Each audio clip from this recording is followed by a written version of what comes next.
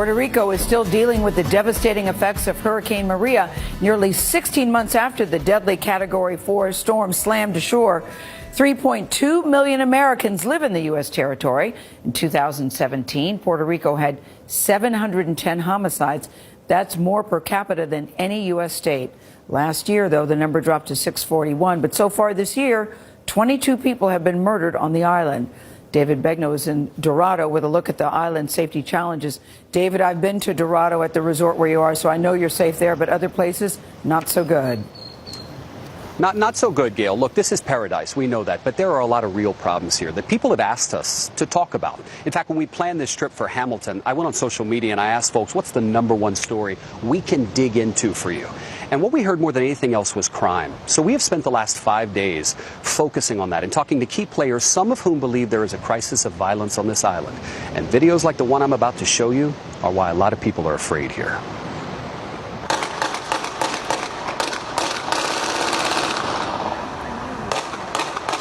This is not a war zone. It's San Juan, Puerto Rico last Sunday. Gunfire erupted in an area frequented by tourists near the airport.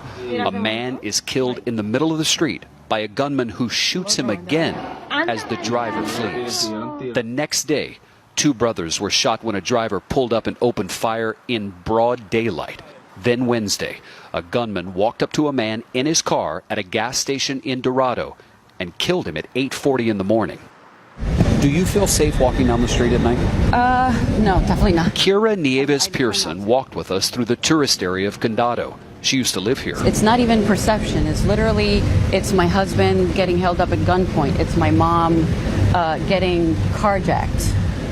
You know, it's everybody that I love has been a victim, and it's happened here. Douglas Leff is the top FBI official in Puerto Rico. He says the island is facing a crisis of violence. What percentage of homicides here on the island are gang-related?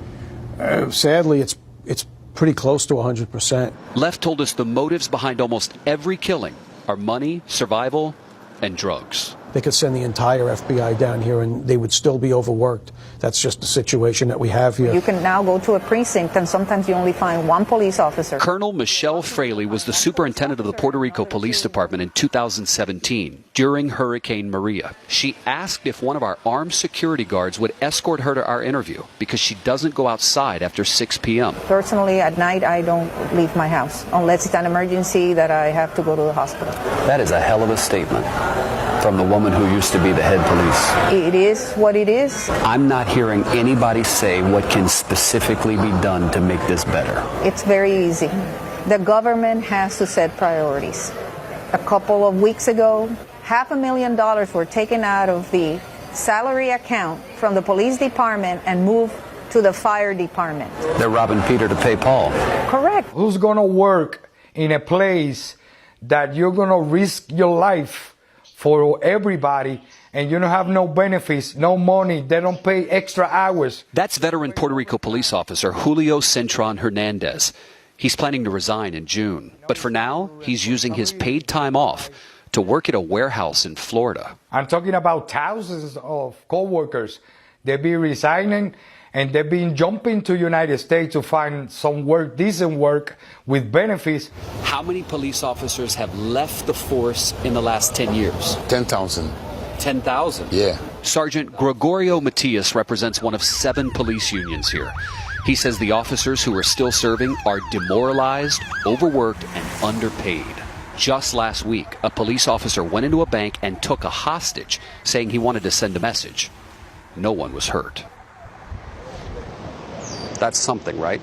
All right, so the Puerto Rico Secretary of Public Safety, Hector Pesquera, told us this in writing. He does not believe there is a crisis of violence. He thinks these social media videos are highlighting sort of a larger problem that he doesn't think exists. And he says at the end of the day, this bankrupt island is having to cut every department, including the police. But Gail, the real issue here is so many police officers continue to leave the island by the hundreds. I talked to 10 of them just this week who left the island and left their families behind in search of better pay and benefits. Wow, it's such a beautiful island with beautiful people, but that's a very grim picture you painted. Thank you very much, David.